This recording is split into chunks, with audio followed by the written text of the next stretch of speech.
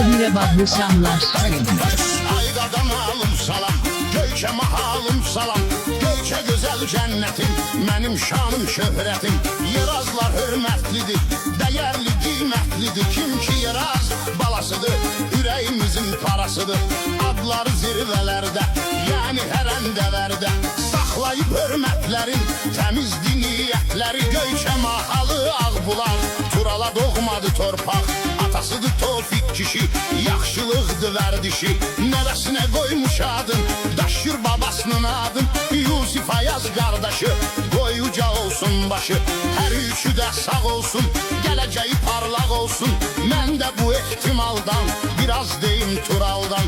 Əsli Yeraz balasıdır, yaxşılarla təmasıdır. Gözəl qardaşım Tural, vardı səviyyə sambal.